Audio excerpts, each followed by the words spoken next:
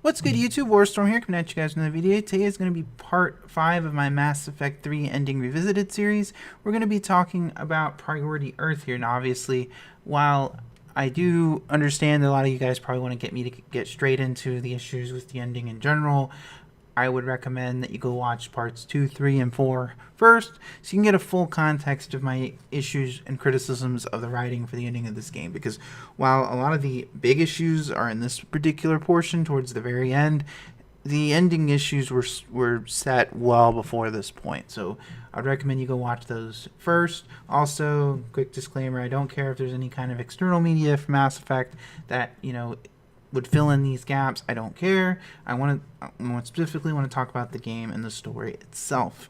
So for with all that away, we'll go ahead and get into it. So here's the final mission, the big finale. And even to this day, despite everything and despite how the game ends, I still really enjoy this whole scene where your forces come in and tackle Earth. Hackett's speech and just in general, this is only, I believe, the second time in the series outside of the Arrival DLC you actually see Hackett in person, and it just has a really good touch to see all the all your forces gathered to go and help you hit and retake Earth. It's just a really well put together scheme. Just listening to Hackett's speech and whatnot, but then the battle begins. Shepard's able to use the Normandy to get to Earth, and he ends up hopping on one of the little transport ships that Steve is driving for you now. Steve will drop you off, but he will die or survive based on whether you spent time with him throughout the game, which is, I guess it's a nice touch. It's just kind of strange that, granted, part of their time together is Shepard helping him cope with, his losing his husband, so I get it. It's just kind of odd, but it is a nice touch that, he pilots better based on whether you spend time with him. It's kind of strange, but it's whatever. Throughout this whole section, you're basically kind of stranded during this section, but you're towards the end, you're finally picked up by Alliance group of soldiers, and you get to meet back up with Keith David. Keith David is obviously Anderson's been here the whole game, kind of organizing the resistance, and it's nice to finally meet back with him in person. Now, with Keith David and the Alliance forces, you move up to get your own base of operations, and at this point in the game you have an option to chat up all your squad mates from previous 2 games. There's some of them that obviously aren't here at this section. They're in different spots, so you'll talk to them on a video call, or you'll be, obviously those are squad mates, so they'll be on the ground. It's a nice touch because you can contact with everyone you've met on your journey, because this is it. This is the end of the game, so it's a nice touch. Garrison and Liara scenes particularly shine here. I really like Garrison's "meet me at the bar" line, and Liara's scenes, while I do feel like Liara is a bit of a writer's pet, I do like the fact that regardless of whether you've romanced her or not, she does see Shepard as a very good friend, and sharing that with him was a nice thing to see. However, only for it to be broken up by a very stupid turret section. The game is littered with these tensionless turret sections. This is very similar to the section on Priority Rannoch, where a Reaper's chasing you. It tries to make it feel intense because you've got this gigantic Lovecraftian machine chasing you, but you can literally not fire a shot and it makes no difference, and it's the same for this section here. It's only there to prevent the player from getting bored, but don't get bored by dealing with. Mass Effect was never totally about the combat as much as Mass Effect 3 is an improvement. It was always about the friends you made along the way. So it's stupid. It was clearly there added to prevent the player from getting bored in this particular section. Now, when you do get back to Keith David, he lays out the battle plan to take out the Reaper that's guarding between them and getting to the Citadel, which is now obviously on Earth because it was relocated. Now this section's pretty good. I did really enjoy fighting the Reapers through the streets. When you do manage to finally get up to the point, the first set of missiles that you fire is unable to hit the Reaper, unfortunately. And this section is, I remember originally when I first played it, I'm like, why are the Reapers not stop spawning? Well, you continue to fight Banshees and all these high-level Reapers until you're able to somehow, you have to sprint past them and press the button. Once you do that, it ends the whole section, but this isn't really indicated to the player. It's only told, hey, you can press the button now.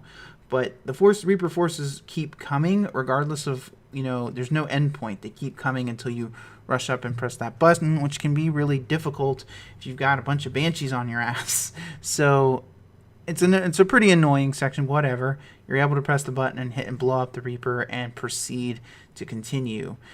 Now, the game proceeds to the final dash to the Citadel beam. Unfortunately, some Reapers, including Harbinger himself, left the battle, and Harbinger himself will land to blast the remaining forces trying to get to the Citadel, which is a gigantic beam. There's a beam, they're trying to reach.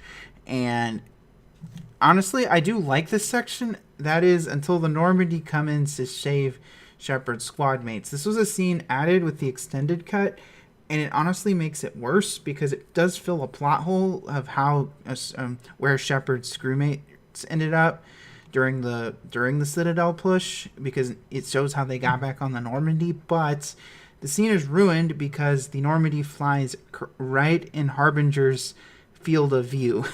So even, don't give me this Reaper IFF bullshit. He's literally right in his the Normandy is right in his eyesight, and all he has to do is fire his laser and the game ends. So I get it, they were trying to fill a plot hole, but this is what happens when you write yourself into a corner. It just makes the whole scene worse. I would rather them just magically end up on the ship than the Normandy come to pick them up right in Harbinger's line of sight. So despite all these, he does get his crewmates back on the Normandy and it does take off. And Shepard, despite everything, manages to make it to the beam. Now, once Shepard gets up there, apparently Keith David made it up there too. Problem is, Shepard's hurt badly and moves really slow as molasses. Much like the stupid kid PTSD sections. I really don't like how in certain sections of Mass Effect 3 where the normally fast-paced gameplay is slowed down to a crawl, in this particular section to waddle over to where Keith David is. However, once you do get to him, turns out you find Keith David with Martin Sheen, and turns out he's here and he's full-on indoctrinated. Now, this is an interesting touch they did due to this section, where if you do talk to Martin Sheen throughout the game and choose some of the extra dialogue options that include extra Renegade and Paragon passes, you can actually convince him to shoot himself, which is actually a neat touch. It rewards the player for picking correct dialogue options throughout the game, which is cool. But I also think, however, yeah, if you don't have that, otherwise you have to have an Renegade interrupt or you die. But I do like the fact that it rewards the player for actually using the extra conversation options. It's a little stupid that you absolutely have to have a Renegade option or you die. You have to have a Renegade interrupt. But after Martin Sheen finally bites the dust, Shepard and Keith David enjoy the view a bit before Keith David finally dies. But Hackett says the Crucible's not working for some reason. But Shepard's in no shape, but he passes out, and for some reason an elevator magically takes him up. Now, this is obviously where the game loses a lot of people. So you make it to the top, and there's the kid you saw in those oddly placed PTSD sections in AI form. The community refers to him as Star Child, but for this assessment, we're going to call him Star Brat. Anyway, Star Brat explains the Reapers harvest these races every cycle because AI. Now, it's a little more complicated than that, but basically, humans kept creating AI, so they're using AI to harvest organics to keep them from getting killed by AI. I'm sorry, what the fuck. Alright, now let's get a little bit into it. Now, the Reapers are a solution to prevent organics from being killed by synthetics they created, fearing that they'll eventually create an AI so powerful it'll completely wipe out all organics. Basically, they're the solution to the conflict that organics and synthetics will always fight each other, but in this game, you're able to get the Quarians and Geths to stop fighting each other to achieve peace. So it's kind of disproves the whole thing to an extent. You can get organics and synthetics to reach some kind of understandings to not have them constantly fight each other. It's stupid. You aren't saving organics from synthetics by harvesting and killing them with synthetics. It's such a problem. Why not eradicate synthetics every cycle instead? Why not keep an eye from dark space and intervene when AI gets out of control? it's stupid, and it gets worse the more you analyze this. Anyways, Starbrat does give you 3 options. Now, technically, there is a 4th, but if you do shoot Starbrat, but that just causes him to say the harvest will continue or something, and that's the equivalent of a game overseen. With Liara's beacon shown on a distant planet in the future. So we're going to toss that, option out the window. So you're given 3 color-coded options, red, green, or blue. Red destroys the Reapers, but with a drawback, quote-unquote, that all AI will be destroyed, meaning the Geth and EDI die, quote-unquote. Unfortunately, this isn't really a drawback because the Starbrat specifically says that your children are going to create synthetics. And the cutscenes were shown, the Reapers don't actually explode. They just fall over. So what's to stop Shepard from just turning EDI and the Geth back on after the ending is over? It's clear that they knew that this was like the objectively best option. So they put it with this little restriction on it to give you a little bit of a wanting to pick the other endings. The game doesn't show you the Geth falling over and dying, but EDI is amongst the dead in some of the final cutscenes.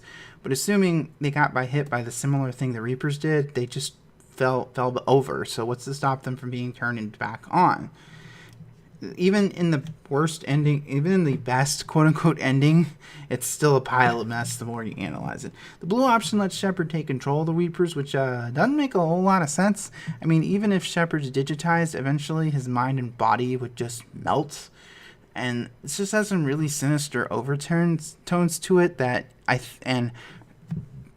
my personal theory is that the Starbrat is trying to keep the Reapers around. That's why a majority of the options keep the Reapers around. And I just don't think it's really that great.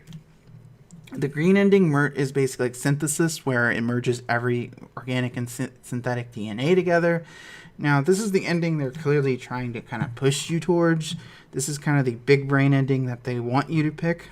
But it's just a little too wacky for me. And I feel like since the destroy ending, just getting rid of the Reapers entirely and not keeping them around is by far the best choice.